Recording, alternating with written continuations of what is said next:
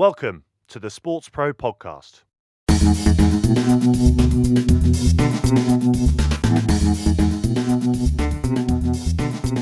Hi everyone and welcome once again to the SportsPro Podcast. My name is Eoin Connolly. I'm the editor-at-large at SportsPro. I hope you're well and ready to talk about one of the biggest sporting events of the year. Biggest sporting event of the year so far, biggest in some time, bigger even than Floyd Mayweather against Logan Paul. I'm talking, of course, about Uefa Euro 2020, which starts this Friday, 11th of June in Rome, Italy against Turkey. A month of elite football across 11 European nations. Plenty to look forward to, plenty to dissect as well on the commercial side of things. And I'm delighted to have with me to do that Phil Carling, the Managing Director of Football at Octagon. Hi, Phil. How you doing? I'm very well, Phil, very well. Looking forward to what hopefully should be a great tournament, all told. And also, welcome back once again, Sam Carp, SportsPro Deputy Editor. Hi, Sam. Hi, Owen. Good to see you. Good to see you too. We're going to be hearing a little bit later from Thomas Euler, who's the co-founder and co-CEO of Liquiditeam, about fan engagement and the blockchain and how that's going to change the way that football clubs in particular, but teams across sport interact with their supporters. But before that, it's all Euros. Yeah, a lot to unpack over the next kind of half an hour, 40 minutes or so, and a lot to look out for over the next few weeks. Sam, it's not going to be the tournament we expected. We know that much because it's Euro 2020 and it's 2021, but it's something of a marvel, I suppose, that the tournament is happening at all.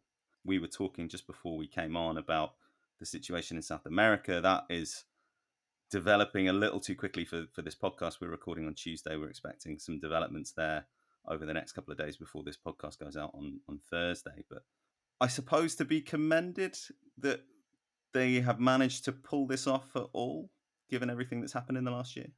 Yeah, for sure. I think it's it almost feels kind of strange that it's happening now. It doesn't look, when it happened, the cancellation last year, or the postponement, I should say, last year, just anything of this kind felt so far away. So yeah, the fact that it is happening now feels a little bit strange. And as you say, yeah, I guess commended could be the right word. Even before COVID happened, this kind of it was an idea that didn't really make that much sense at the time in terms of holding it across all these cities. Didn't make that much sense at the start of last year, and obviously kind of makes even less sense now. And I'm sure one of the sort of most frequently searched Google questions in the last 18 months has been, why are the Euros taking place in so many different cities? But yeah, I mean, let's also sort of, it's probably worth pointing out that Alexander Sheffrin kind of inherited this idea from his predecessor, Michel Platini. So I think in that sense, it, as you say, it should be commended that they are able to pull this off, given the situation in other parts of the world as well, as you say, with the Copa America being moved to Brazil at 13 days' notice. But I think Sheffrin himself has come out and said this week in a piece in the New York Times that he certainly wouldn't consider staging the tournament like this again. You've got so many different things to navigate, whether it be kind of having teams on the ground, additional accommodation, navigating local politics, language barriers, all of that, and then also the sort of local health restrictions now too. So yeah, a triumph that the tournament is going ahead, I suppose, but certainly a kind of a set of circumstances that UEFA, I imagine, wouldn't want to see ever again. Yeah, I think it was in the New York Times, wasn't it, that Sheffrin and Martin Callan were basically saying, look, this is what we're doing this time, and we signed a lot of contracts and we have to honour them, but perhaps it's not something that's as suitable to a football tournament as had initially been hoped by Michel Platini, 8-9 years ago now. Anyone, incidentally, who's looking for a primer on everything that's going on in the Copa America, I would heartily recommend you check out this week's Second Captains podcast. Tim Vickery, who is a Brazil-based journalist, really lays that one out in some depth. Bill, with that in mind, I mean, I want to go on and talk about the place that the Euros has within the wider market, the wider sports industry market now, and the implications of the expansion in 2016 to 24 teams on that. But before we get to that, allowing for COVID, and COVID, I suppose, is going to inform everything that we talk about, because how could it not? But what does the move to this multinational model do for this year's tournament from a sponsor perspective, an activation perspective, a presence perspective for the tournament and for the partners who are involved? Well, look, I think you touched on it that there's a sort of a pre-COVID analysis of that question and a post-COVID analysis of that question. Pre-COVID, in common with a lot of things that Michel Platini did and implemented, it was very visionary. Let's not forget it was supposed to be a celebration of the 60th anniversary of the first tournament in 1960. And he was genuinely a European. He felt that this tournament was a celebration of European football. So as a consequence, what better manifestation of that than to play a tournament in 11, 12 nations? So having multiple hosts at that particular point of time seemed like it seemed like a great idea. Yeah, I mean, it was kind of almost the EasyJet tournament. Correct. Exactly. And I would say, a lot of the sponsors bought into that, I mean, we'll come on to talk about, the competition of or the composition of the sponsors, because, that has changed massively over, a reasonably short period of time, within the last, 2, maybe 2.5 years. And there are reasons for that, but I think your traditional sponsors saw a lot of merit and a lot of benefit in playing a tournament across multiple different markets with different hosts and different venues. Not only because it gave a genuine sense of, I suppose, that it was going to be activated across the continent, but also then that there would be the opportunity to host in multiple different stadia in multiple different markets as well. So there was a lot of there was a lot of interest and a lot of excitement about that particular concept. And then boom, COVID struck, and now it looks very different. And with I suppose with the benefit of hindsight, it's now looking not such a brilliant idea. But look, the fact of the matter is that in terms of the great firmament of sporting events, particularly tournaments, I would place the Euros as probably third on a global level. Behind the FIFA World Cup and the Olympics. There's no question that what's really interesting about it, and always has been interesting about it, is that it has quite a lot of competitive tension.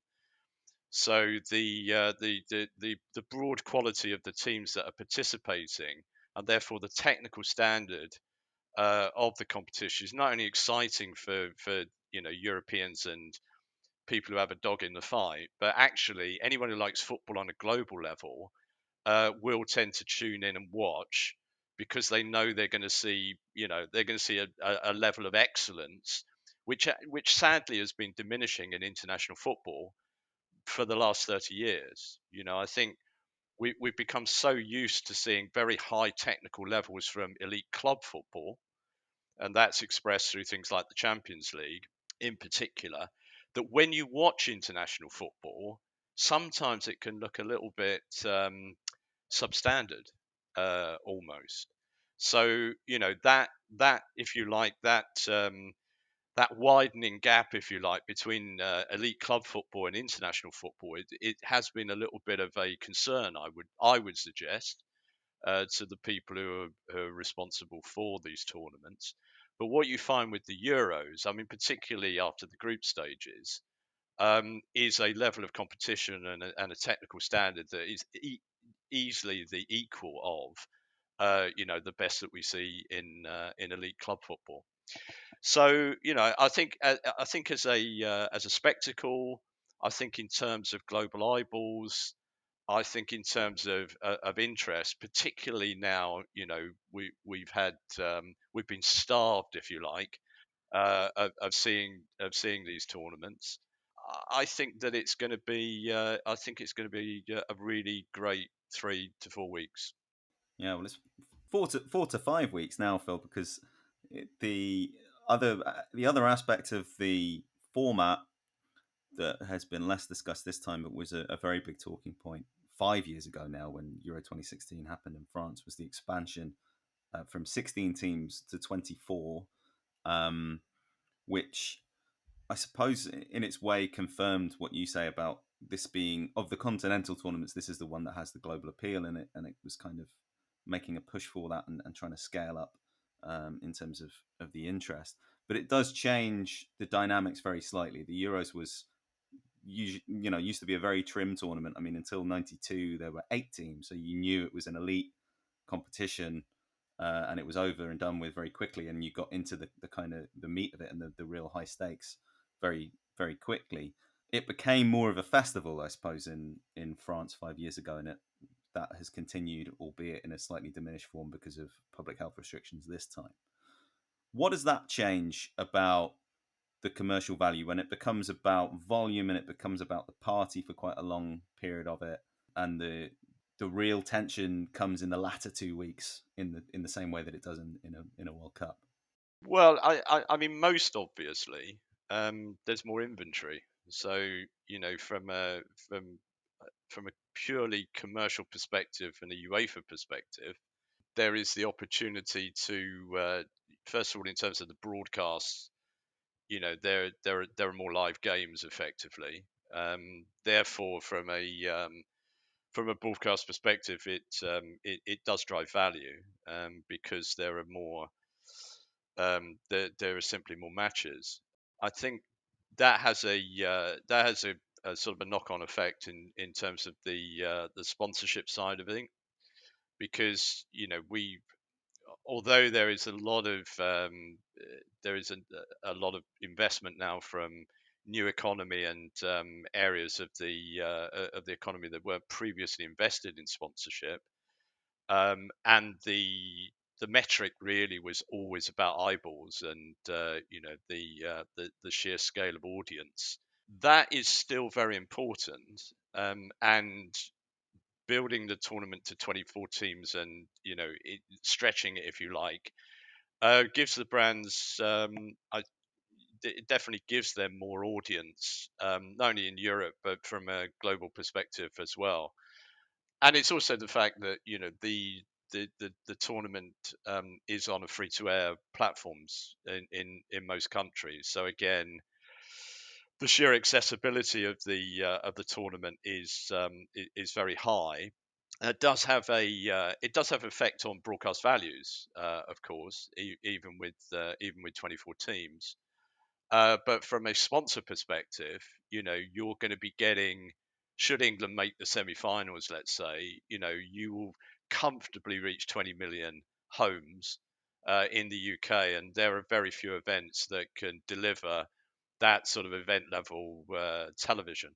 So I think the expansion of the tournament, has simply created more inventory, and so as a consequence, there is more broadcast income and more sponsorship revenue as well. And the other factor will be that with a lot of these brands, I'd sort of say take takeaway.com for example, and Just Eat as part of that group. It's about owning the occasion, and I suppose in their case it's owning the sofa, and owning that sort of communal viewing moment, and what we do around that, because we're definitely going to be getting our Chinese and our pizzas and what have you in. So being endemic to that particular situation, the more games, the better, really. I guess from their perspective. Whether that affects the quality of the tournament, I think that remains to be seen. to be honest. It didn't really have a massive impact in France, I don't think.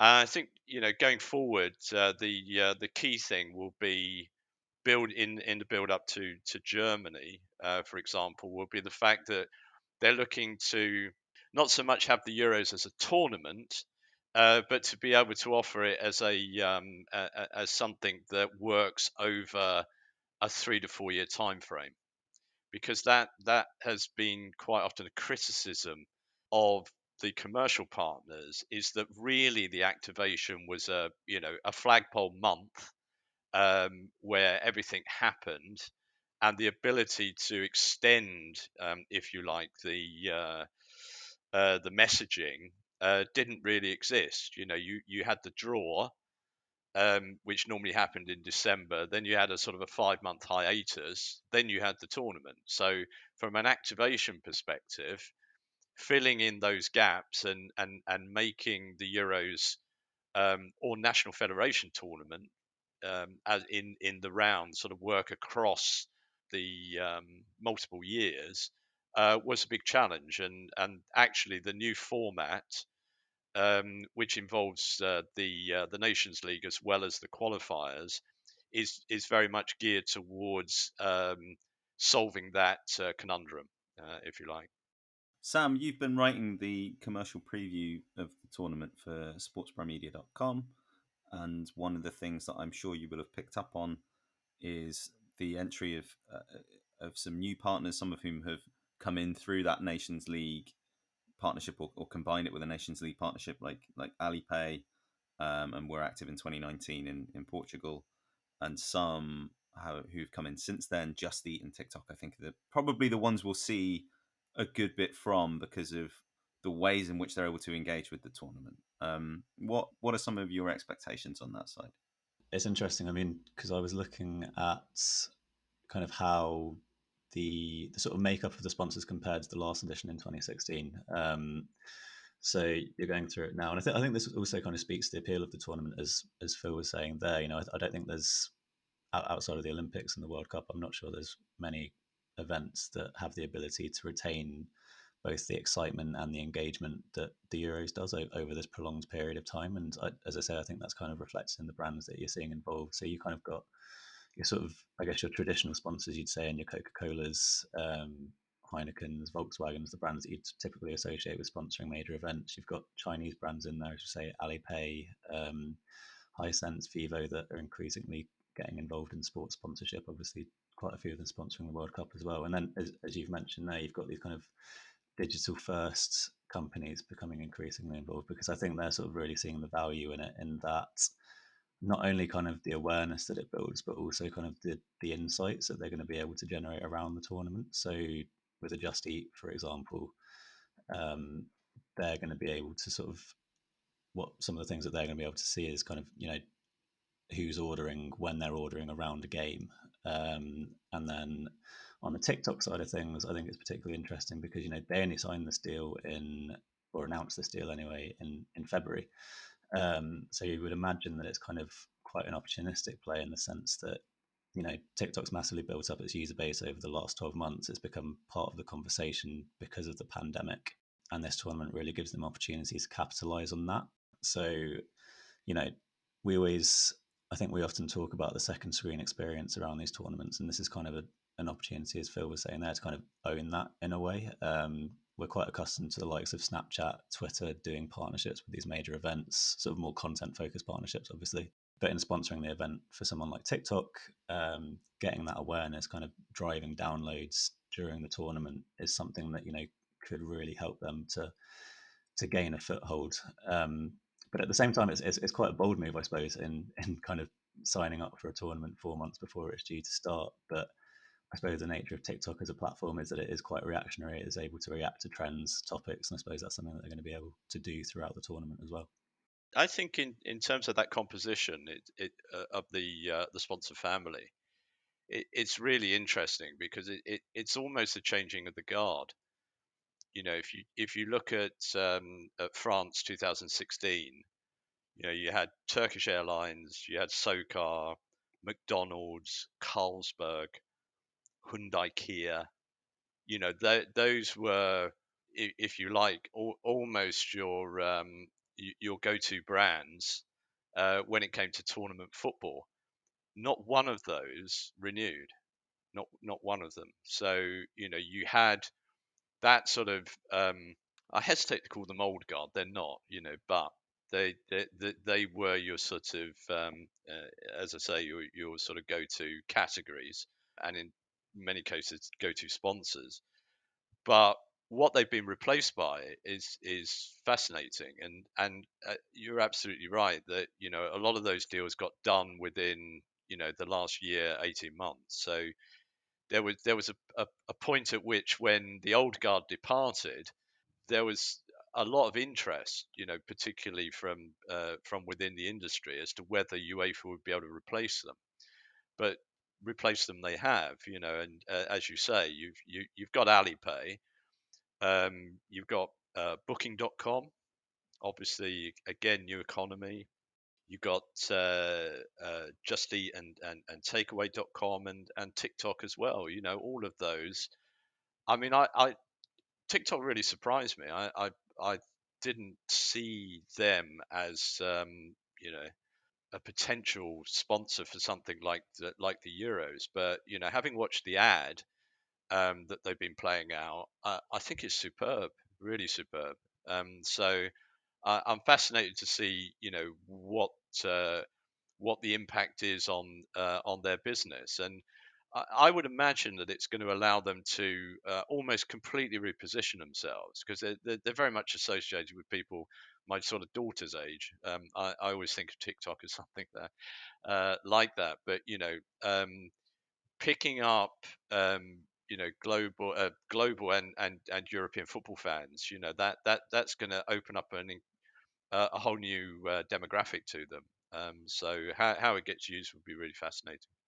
Yeah, and I think they're a fascinating case in that, look, let's leave to one side all the questions about data and everything else that come up when we're talking about social media companies. But when you look at what their use cases or what their use type is, it's a service that's about collaboration and content generation and building one thing on top of another. And it does, yeah, when, as you say, Phil, when you see the ads and consider the implications from that end of things, it does seem like quite a good fit for football fans, and it does seem like quite a good fit for a major tournament that's going to be played out with lots of different countries. If you think about the kind of videos that were getting shared in France last time, and the things that go. I'm trying desperately not to use the word viral in the context of this year's tournament, but the things that capture the imagination of different fans. I think it was at the Will Grigg song in France in 2016 was picked up by loads of different countries, and you can see where TikTok feel like they fit into that chain. Oh, massively, and the thunderclap, and Things that become real world memes. yeah, But the other side of it that's I think it's really something to see how it performs for UEFA as well as the partners. And we don't know what the financial terms of some of these deals were, and we don't know what value they've got out of it from that perspective. But when you think of having a partner who are on the content generation side of things, and then having partners like Just Eat who bring lots of other brands into contact with the tournament in an unofficial capacity, so that when you're thinking about whether it's your local takeaway or whether it's KFC, McDonald's, wherever. I don't know which of them are on which of the takeaway platforms, but you know what I mean. If you think, oh, I want to get McDonald's, and then you see something about UEFA Euro 2020, it's the old FMCG thing, but taken into a new domain where you have lots of points of contact through a single partnership. yeah.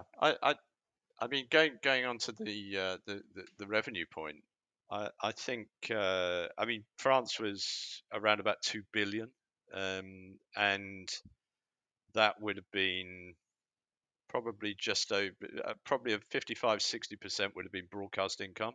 I wouldn't expect the in terms of proportionality of sponsorship to broadcast income. I don't think that will change massively. What will change is obviously the ticket income. because with whatever we have, 15-20% capacity, clearly that's going to be that there's going to be quite a big downturn in respect to that. I mean, my understanding is that they've done pretty well with the broadcast income by selling to new markets and upgrading broadcast partnerships in regions outside of Europe.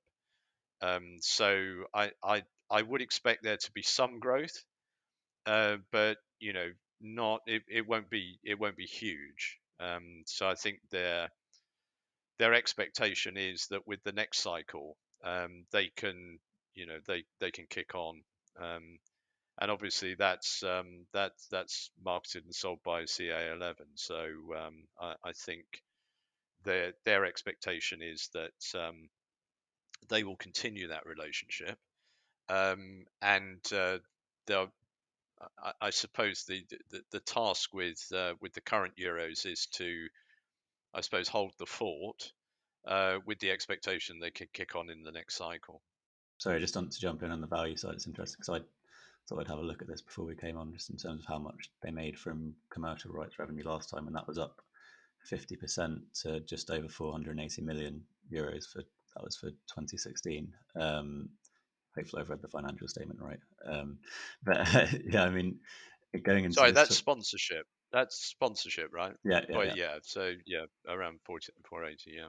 Yeah, and but it's just interesting from that perspective in terms of the values. I would say I think they're around about the same number. It's going to be about 500 million from all the partnerships. Sure, and but it's still it's just interesting in terms of how brands might look or are already kind of looking to recover some of that value. Just because I was chatting to Marianne Lookman the other day, who is Just Eat's head of global sponsorship, and she was saying how they've obviously been in conversation with UEFA throughout this, and are kind of still having continuous conversations about recovering that value. And it just comes down to such little specifics. So, for example, Just Eat have part of their sponsorship package was this player escort campaign where um, some children from the UEFA Foundation are going to be were meant to be walking on hand in hand with the players before the game, and obviously that can't happen now. They're still kind of having a tweak on it in the sense that the players are still the children are still going to be on the pitch before the game, but they're literally kind of looking down to the very minute detail of the fact that they're not holding hands with the players, so there is that kind of exposure slipping out. So it's just interesting because I'm not necessarily always privy to those conversations, but it's interesting to know. We had the same problem with Mastercard and the Champions League because obviously they're sold and exclusive, or one of their stadium sold and exclusives is the player mascots. So you may have noticed, I hope you did, that in Portugal we had video screens. So when the players came in, there was an interaction between the player escorts and the players themselves. So it's not the same thing. You're absolutely right, but there's a lot of innovation that goes on to try and make the best, I suppose, of the current circumstances. But are you alluding to potential make good discussions then? So what's been contracted, what can't be delivered, and then Yeah. yeah, I think to be fair to UEFA, they've probably got to get the competition and the tournament out of the way. But if Champions League is anything to go by, because we have 2 or 3 partners within that program, UEFA were very open to those discussions, and agreement was reached quite amicably over rights that weren't delivered. So I would fully expect the same to exist or to happen with the Euros as well. Yeah, I suppose we're still in the dimension of, even though events are happening, we're still in the dimension of compromise and a lot of your banking good faith as well for whatever conversations come next. And the other thing is, Owen, that a lot of these brands will probably want to go forward with UEFA. So you're absolutely right about banking good faith and creating good partnerships and relationships with people. And I do find that UEFA is pretty honourable in terms of most commercial discussions. Just before we wrap up, I mean, there's an element of this tournament that we we've skirted around a bit, but there are 26 player squads for a reason, and that's that this European football season has been played almost without a break since about June of last year. There's been an enormous amount of strain on those taking part, and as much as we are grateful to see this tournament happening, it is still an unusual period, and there are still sacrifices that have to be made for that. But that also foreshadows the period that we might be going into within international football more generally, Sam, which is this competition between different rights holders who want to want to build their empires out. And we've seen the Nations League, which was at once an attempt to kind of add some more coherence to the European calendar, but it does also create new properties on the commercial side. FIFA have their eye on expanding some of their competition, some of their activities. There's been discussion of a Club World Cup and a biennial World Cup. Goodness knows what that would do to some of these continental tournaments. That, I suppose, in its way, that creates some additional stakes for UEFA for this tournament to do well, and for the market to see, yes, there is still huge appetite for a European Championship, and among fans and among brands, that's distinct from, but also enjoyable in its own way, next to events like the World Cup. Yeah, I suppose so, and I think it will. To be honest, I think the fact that this is the first, as we've been saying, is the first kind of major international football event to happen since the pandemic is going to kind of bring a lot of joy to people, and the interest is going to be really high, and there is going to be a lot of engagement, as we've been saying throughout this. And I think just going to, as you mentioned, FIFA there, and this massive Club World Cup that they keep on chasing, and talk of another biennial World Cup. I can't get my head around it, to be honest. I find it entirely bizarre. I don't know if Phil has any insight from the perspective of kind of what it would do to the value, but for me, it's sort of, I don't know. I know I just feel like scarcity breeds a lot more meaning, breeds a lot more interest, and if you were to kind of bring in so many more competitions, I don't know what impact that would have on, would that saturate the product, or is that? Well, my view is, and the whole European Super League thing brought this into sharp focus. Really, is that at the heart of all of this sits the football calendar, and the fact that there is no consensus, shall we say, not with FIFA, not with UEFA, certainly not with the leagues, over how that football calendar should look. And that's actually what needs to happen. Is that, and how that gets done, or who does it, is beyond my pay grade.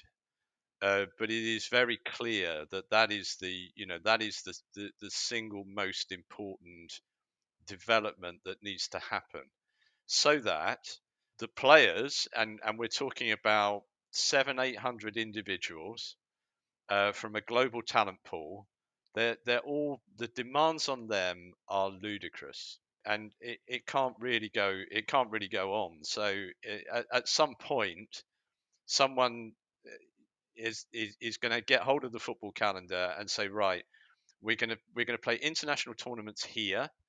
All the leagues are going to be probably 18 clubs.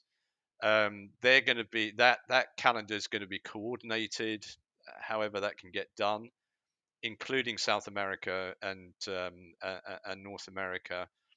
There'll be some rationality introduced into what is pretty chaotic at the moment, and that I think is the way forward. Maybe it's Arsene Wenger. We don't know. That's what we all thought, but apparently not. But we are in a position where a lot of these organisations are hurting financially, and so each of them is going to be keen to extend their interests above others, even under the guise of cooperation. But I think, both from a fan's perspective and a commercial perspective, I feel like something that gets missed in all of these discussions is that people do want variety as well as scarcity. They don't want to be completely bombarded. Although, as we've seen, people did keep watching the Euros even as there were more games. But they do want variety, and they want context. I think context is a really underrated principle when it comes to how some of these discussions develop. European Super League didn't have context as much as there was an animosity towards the idea of it just being extracted from the top of the European club game. It didn't mean anything because it wasn't the tournament that teams progressed to through their national competitions. There wasn't the competitive element to it. There wasn't the historical element to it. And I feel like a biennial World Cup kind of starts to feel similar to that when, if you are a fan of, a European team or a South American team, an African team, you want to see your nation compete in your continental competition, and you want to see them competing on the global stage, Sam. For sure. I think that wanted to go too off piece. I think when you talk about variety, I think you can kind of look at the Nations League and hold it up as kind of somewhat of a success story in this conversation, just because they've sort of taken something that was part of they've taken windows that were part of the calendar already and turned it into something that fans can care about. Those international friendly windows were previously something that everyone was apathetic about. It was possibly my least favorite part of the football season, and whereas now it's kind of you're dressing up these friendlies as something that actually means something. I mean, I suppose they do, but ultimately they are friendlies, but because they are part of this new tournament structure and there's a route to qualification for tournaments, it is something that people care about. So I think that when there are conversations about these newfangled ideas and tournaments that these organizations are having, it doesn't necessarily have to be an entirely new concept built up from the ground. It can be kind of taking something that's already there and putting a new spin on it, and just being innovative. I hate the word innovative, but being clever with it and kind of turning it into something that is going to have an element of jeopardy to it and is going to keep fans interested. Yeah, no, absolutely. I mean, 100%. It has to be relevant and mean something to the fans, but it also has to. Basically, football is the most contingent sport in the world, in my view, and as a consequence of that, what it's built on is the belief at the start of every season that every football fan has that his team's going to do well, right? And if you remove that and you remove that contingency, you're almost removing hope, and that's actually the fabric on which football is built. So any suggestion around what they build into the football calendar has to have the fundamental understanding of the nature of fandom at its heart. That has to be the starting point. Then, if it delivers commercially, that's brilliant. If it's a genuine contribution to football culture, then I'm all for it. But if it's something ersatz and designed just to I suppose satisfy a political end, then that's the wrong way to go about it. Okay. Well, we will leave it there for this part of the Sports Pro podcast. After the break, we've heard a lot about the blockchain in the past few months. But beyond crypto and NFTs, there could be a lot that the technology can do to improve the fan experience in sport. Thomas Euler, the co-CEO and co-founder of Liquiditeam, joined us to explain how tokenizing digital interactions can build engagement, add value for fans, and even help build a stake for them in running their teams. We will be hearing from Thomas just after this. Hello, this is Matt Rogan. I've spent my career creating and scaling businesses in sports and entertainment. And now I'm trying to find out how businesses can best make their way through these extraordinary times. So together with SportsPro and with leaders from inside and outside sport, I've created the Playbook series. It's the place to go for agenda-free, pragmatic advice to navigate your organisation through change. Catch up on our library of articles and podcasts and learn more about how our new labs program can help you succeed. Head to sportspromedia.com/playbook to find out more.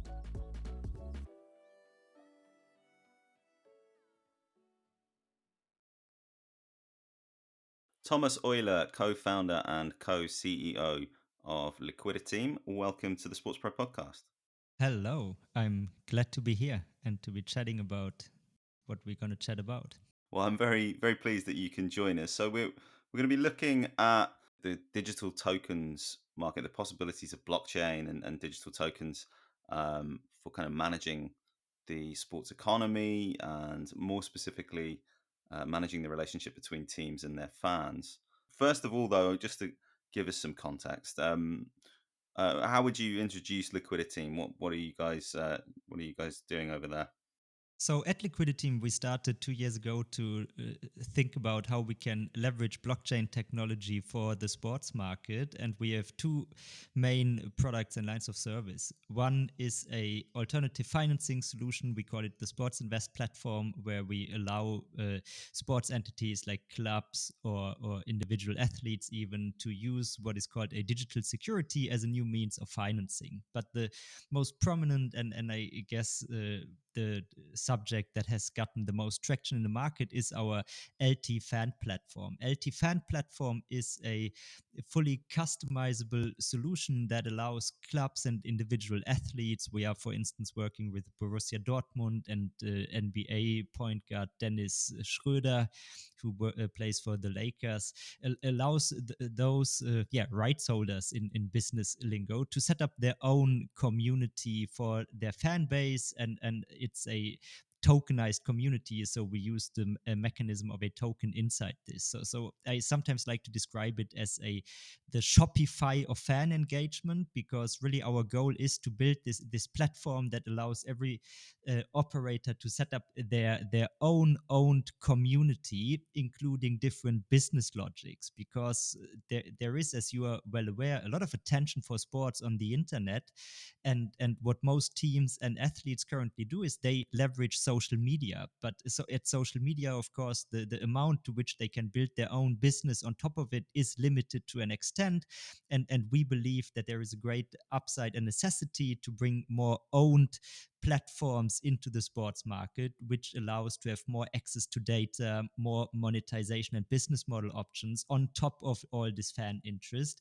And of course, on the other hand, neither sport clubs nor athletes are really tech organizations. So we set out to build the infrastructure and the toolkit that makes this as easy as possible.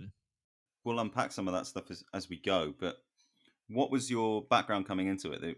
Those of you who founded the company, where had you come from, and why was it that you saw this part of the sports industry as being a good candidate for that kind of innovation? I think in our team we are 4 co-founders, and we bring I think all the backgrounds you need to build this kind of company to the table. So for one, there is one of my co-founders, Hendrik. He has a strong background in the sports market, has worked in the sports industry for the last 20 years, starting in the sports practice of PricewaterhouseCoopers and later building his own agency, working with players, former players, and also consulting on the club side, mostly in football, but also in some other sports. Then Jonas comes from the blockchain tech side. He's another co-founder. Oliver has a background in consulting around digital transformation and has looked a lot into the digital asset space since many years. So he is driving a lot of the developments on this financing side. And myself, I also have a background in consulting. You would probably call it digital transformation consulting, is what I did for the first 10 years of my career. But I've also always had a big love for startups, worked with a bunch of startups, including in the blockchain and crypto space, on which I was pretty early. And I'm also a huge NBA fan. So I really looked at the NBA not only as a fan, but also from a professional side, seeing how the sports, the presentation of sports, the intersection between fans and digitization, how all this plays out. And so, yeah, it's I think a good holistic kind of backgrounds to start something like this. And just to take it a step back in terms of the technology or the infrastructure that you're talking about here, when people have heard about blockchain, they've tended to hear about it in two contexts. One is cryptocurrency, going back a few years, and then one this year is NFTs.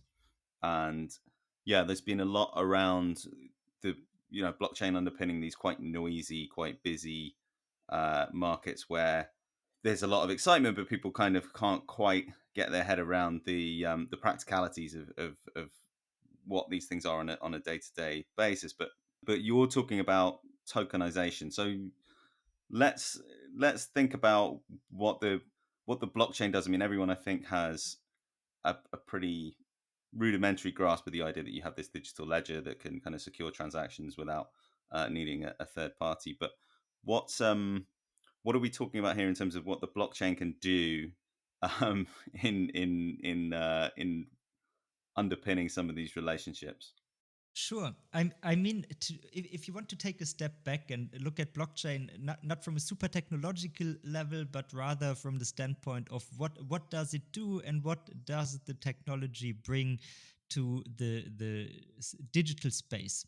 So what it did, it created the concept of scarcity and even uniqueness in the digital realm, provable scarcity and uniqueness. And of course, coming starting with Bitcoin, one of the challenges if you want to build digital money is you have to create something that is not copyable, because if you think about most digital items, files, if I send you an MP3 file, I still have it, which is practical in the context of music.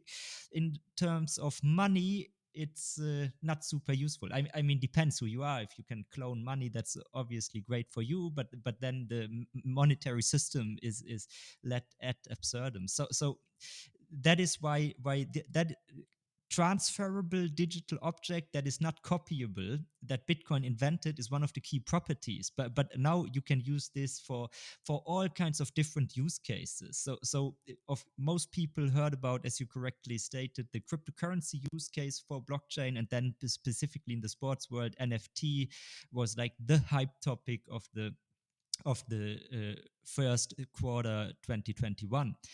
However, there are so many more use cases. For instance, in different industries, you had a lot of blockchain used in the context of supply chain management and tracking goods across supply chains and across multiple suppliers in the value chain.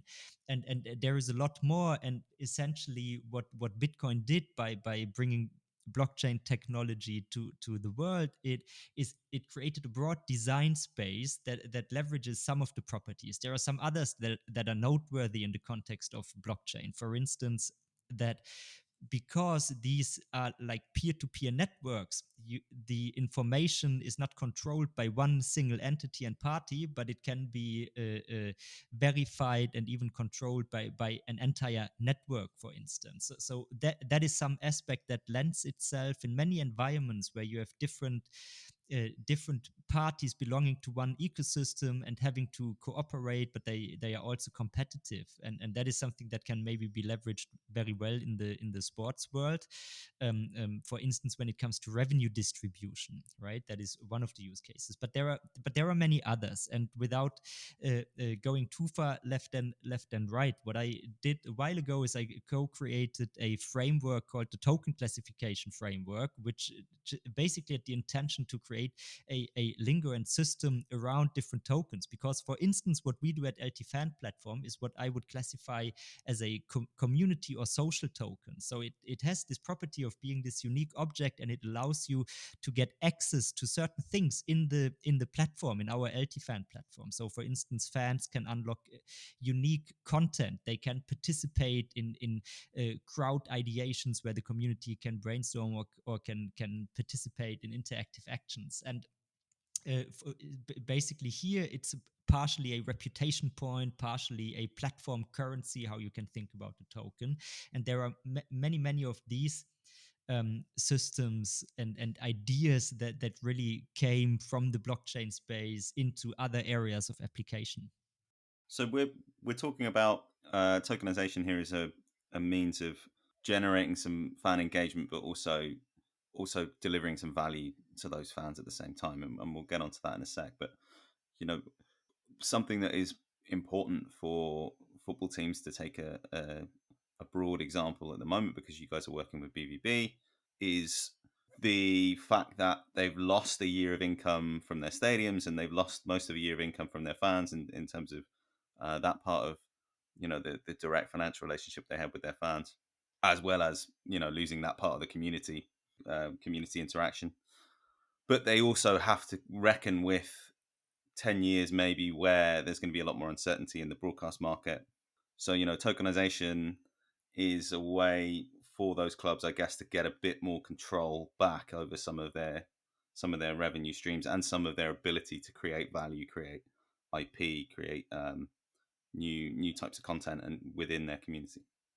Definitely, I would totally co-sign everything you just said. I mean, I'm a firm believer that tokens or no tokens, essentially in the sports world, you need these new ways to connect with the digital audiences, to bring your product to digital audiences who probably have entirely new consumption habits, and you need to be able to monetize it. So as I said in my introduction, I'm a huge NBA fan, and I think the NBA is probably the one sports property most ahead when it or most early to the social media game. So they were super early on, they were super loose with their IP, and they allowed people on Twitter to post highlight clips, on YouTube to make these highlight compilations and even analytics videos. And that is why a whole ecosystem around the NBA came to life online. But now the next follow-up step is you have now this entire generation, like the Gen Z fans of the NBA, who never go to the stadium, and they probably don't even watch live games, or rarely so, but they know everything that is going on just because they follow it on social media. But how,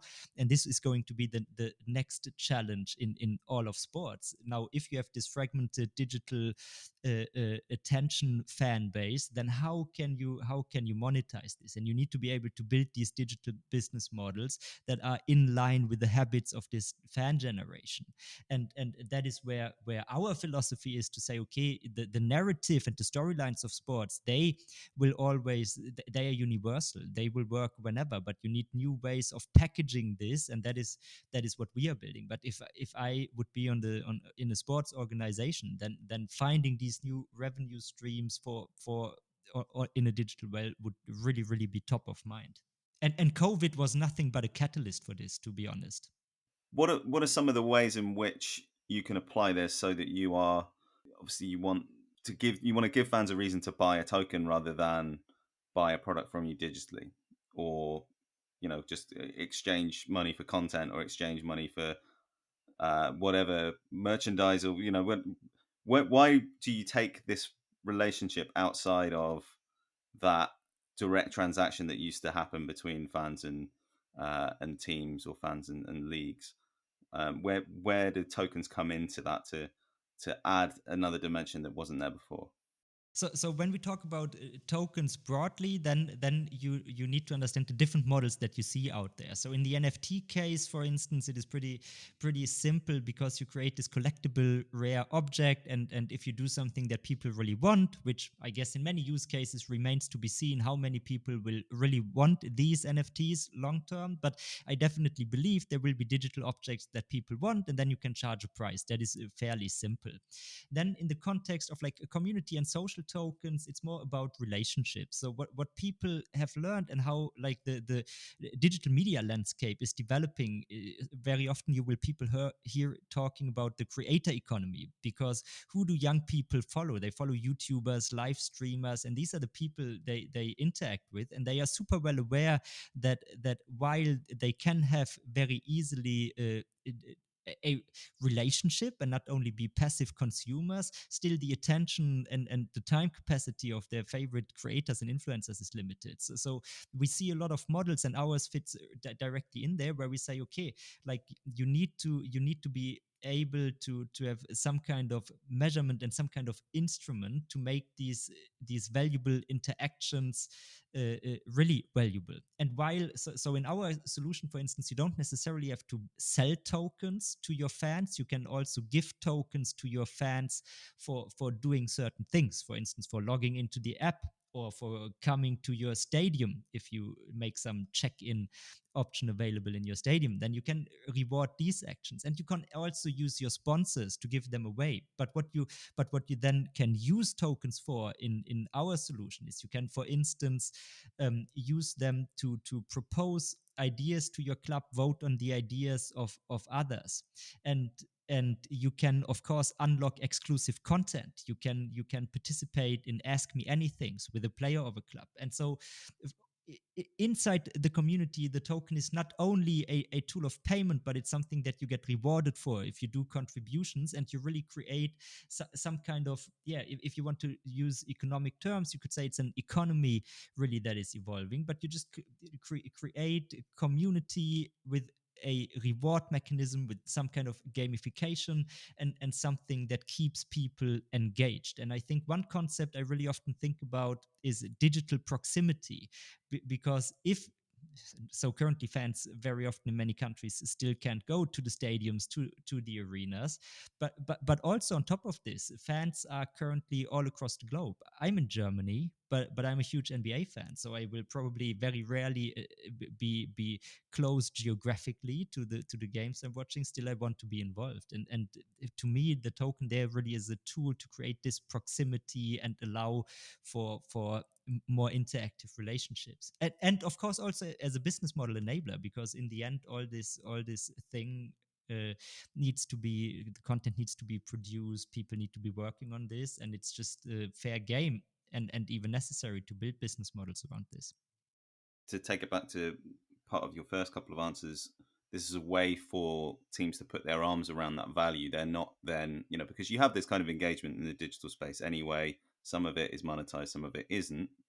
But all of that value is then basically goes out into the market, because you say to a sponsor, or you say to a media partner, we have this many fans and we can show it because this is the activity that's going on in our ecosystem. But ultimately, it's still a sales process at the end. Whereas if you do something through a token system, the concept is that you understand what that value is worth, and you're in control of where it's where the financial side of it is generated.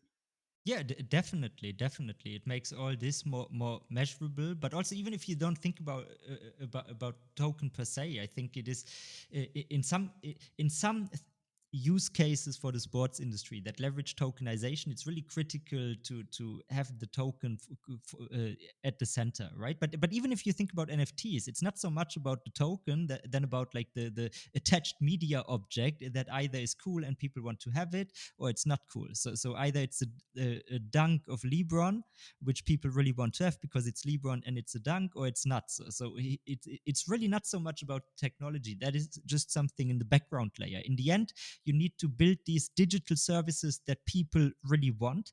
And to me, it's more about what do you need to do as a sports organization to compete in the digital attention economy, and to be, I mean, you will often hear people in sports say, hey, we are no longer only competing with, I don't know, when I'm from Manchester, I'm not only competing with Chelsea, but I'm also competing with Fortnite, I'm also competing with Netflix and all this. And that is the realm of competition that we are in. And how can you build product and monetize relationship to your audience? And here the current social media based thing is super great to build audiences, but it's where does conversion lead? Of course, clubs do have a website and an app, but it's usually to this date not really a business platform, and not something that is really designed to appeal to like Gen Z super digital affluent audiences. And I think this will need to happen, because broadcast revenues, they will decline at some point, because that is just evident from a macro trend perspective. You're listening to the SportsPro Podcast. The other thing that's interesting, and I think you did hint at this a bit earlier as well, but the fact that tokens or any kind of blockchain backed asset is going to be unique, and it's not going to be transferable without some kind of agreement between the bearer and whoever takes it from them, seems to make it ideal for something like a share in a club. And we've had a lot of conversations here. Obviously, Germany has a model where fans have a say in the governance of their teams, and that's something that other countries are beginning to explore in the wake of the Super League fiasco a few weeks ago, and the fact that it is difficult to construct these systems in a way that makes sense in 2021. What's the potential for something like this as a way of generating that kind of buy-in from fans into their clubs? Whether, you could sell shares, I guess you could tie it to engagement or season ticket purchase or trips to get matches or previous payments that clubs have made. What is that? Is that an area that kind of tokenization as a way of giving fans a voice? Is that something that you're interested in? Yeah, definitely. No, definitely, we're super interested in this, and there are multiple angles from which I can answer your questions. So the first, as I mentioned initially, we also are. We are also having a service, the Sports Invest platform, that allows you to really issue tokenized securities, which can, using some legal models in the European Union, even be shares like equity. So you could actually turn your fans into shareholders using such an instrument, and then even bundle it with more like you don't only have to pay like dividends and have like the share price develop, but you could also bundle it with like what I like to call non-monetary benefits, like exclusive insights, access to events, and so on. So that is one realm. But then another one, which is probably more in line with what is realistic for established entities in sports, is so many people in the blockchain space have been thinking about how can you make how can you govern decentralized networks, how can you build new types of organizations. And I think some of these ideas lend themselves to I would describe sports, especially like the German, but in several European markets, we have these really membership-centric organizational models that sports is rooted in.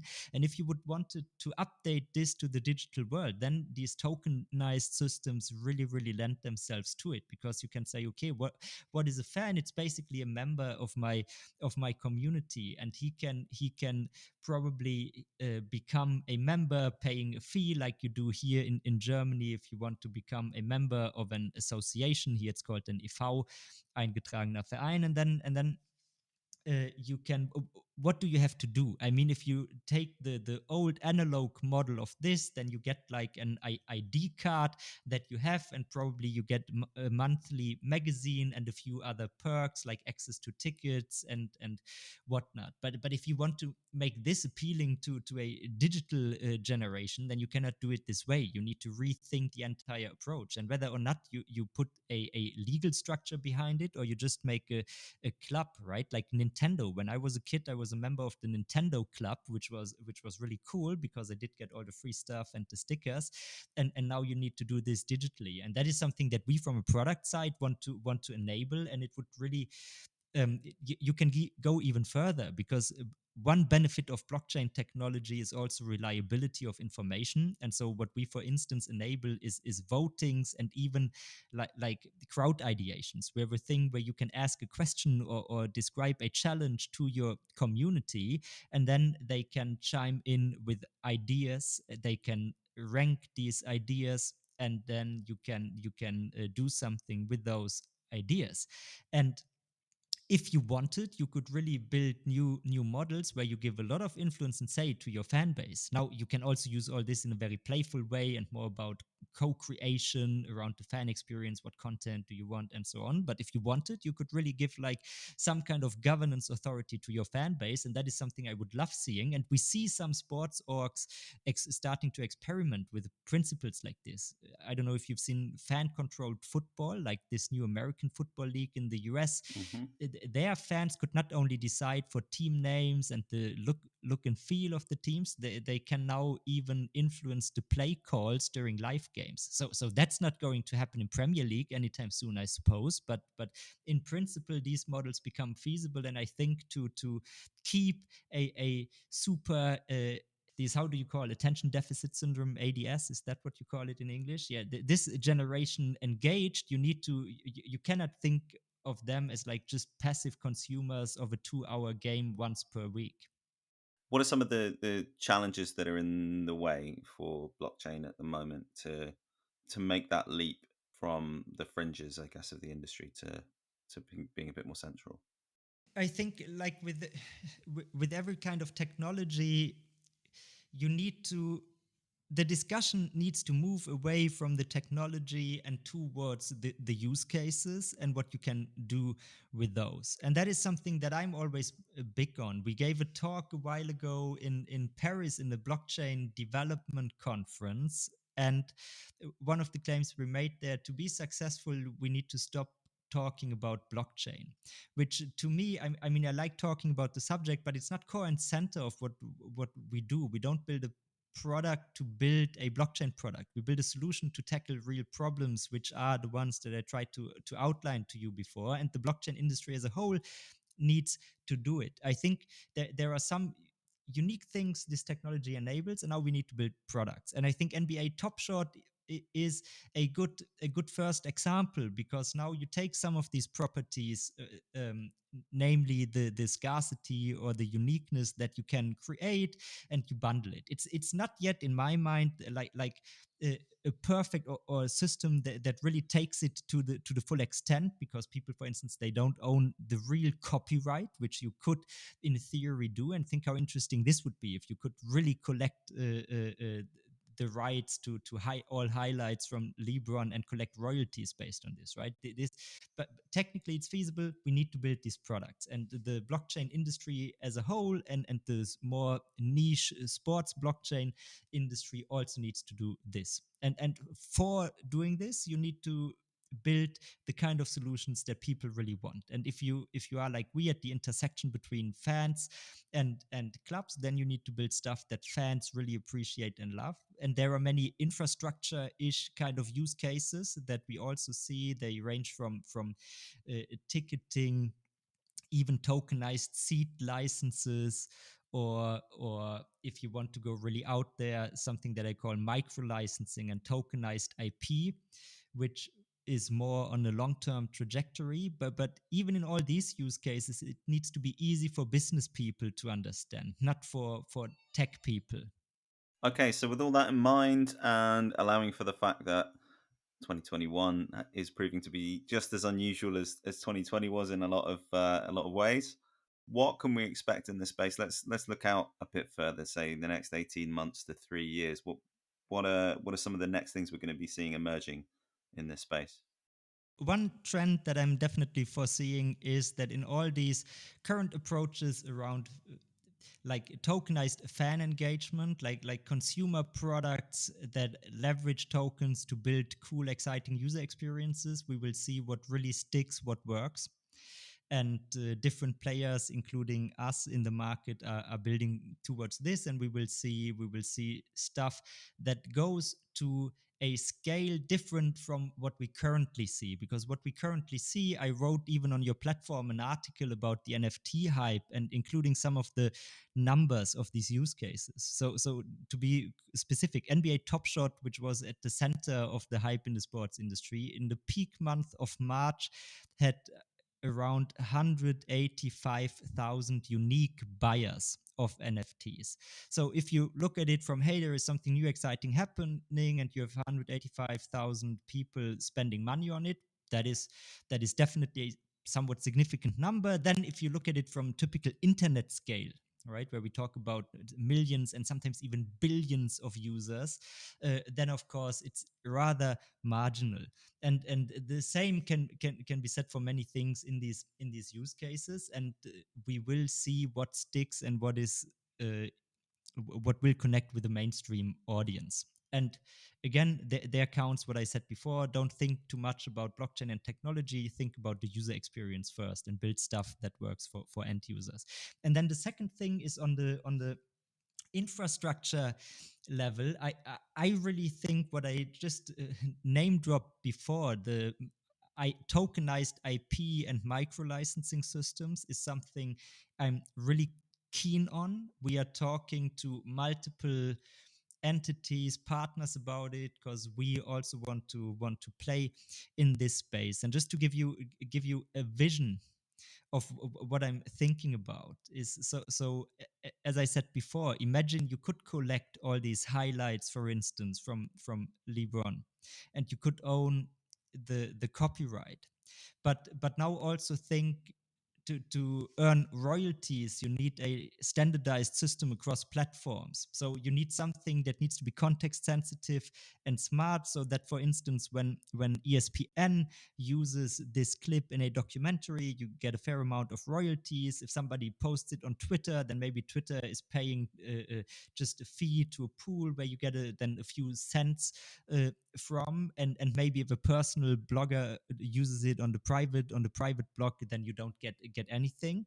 But these systems to monetize IP will definitely emerge, and blockchain is just a very valid technology to build them. But now, even more interesting, on top of having such a system, you could create a marketplace around this IP, because you could control it centrally, but maybe the value goes even up if you allow it to be marketed. And then on top of this, think about what is happening in the player space. You have developments around name, image, likeness in college sports. In the US, you have Project Red Card. In the US, you have Zlatan moving against EA Sports. So players really want to have more control and want to participate more directly rather than indirectly, as they do today, from the name, image, likeness rights they have, and the IP they are used in or even own and create. And all this could be done once you create more automation and more intelligent systems around it. And that is something I totally see develop, rather, I think, in the 3-year time span than in the 1.5 years, because it's really complex to build and also get it to market. But I would be surprised if we wouldn't see something in this realm. It's going to be very interesting, whatever happens.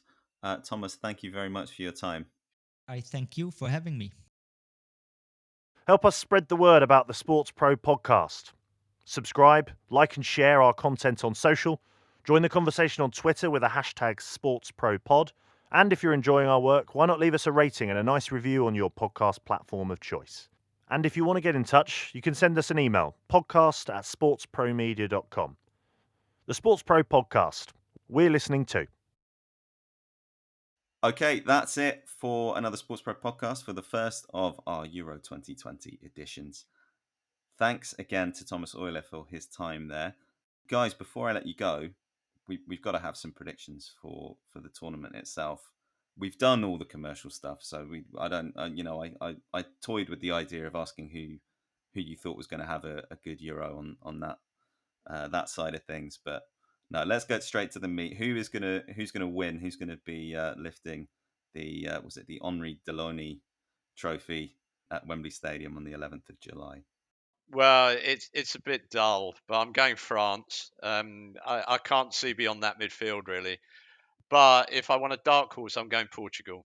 The defending champions, of course. I mean, this is a question for another time. But I every time I'm reminded that Portugal team won Euro 2016, I'm a little bewildered. But Ruben Diaz, João Felix, they've got some players. Yeah, no, they have some terrific players. Some bloke we haven't mentioned. Yeah, some bloke. Yeah. Sam. Yeah, my prediction. Well, other than suffering inevitable disappointment, Owen, I think I'm not going to say France because I would have said France, but Phil said them now, so I'll go with someone else. I'm going to go with Italy, actually, a rogue one, but they're in quite good form coming into the tournament, haven't conceded a goal for ages. I think, and obviously, as we know, have some very, very good players. So, yeah, I'm not sure many people will be tipping the Italians to win, which is normally when they seem to perform quite well. So, yeah, I'll go with them for winners of Euro 2020. Yeah, well, it's two teams who, at least a couple of teams who had quite dodgy 2010s, Italy and the Netherlands, who seem to have discovered another crop of players. So they'll be interesting to watch. The host prerogative, I don't have to make a prediction. So, but I think my one has already been made. So make of that what you will. But yeah, thank you very much, guys. We will look forward to Friday, to Italy against Turkey, and to the rest of the tournament as it unfolds. And we will be back, of course, next week with more from the Euros, more from elsewhere too. But yeah, thanks again to Phil Carling. Thanks very much, guys. Enjoyed it. And to Sam Carp. Cheers, Owen. Cheers, Phil. Great to chat. And thanks to all of you for listening. We'll be back with you again very soon. Bye-bye. The SportsPro Podcast is published by SportsPro Media. The producer is Ed Dixon.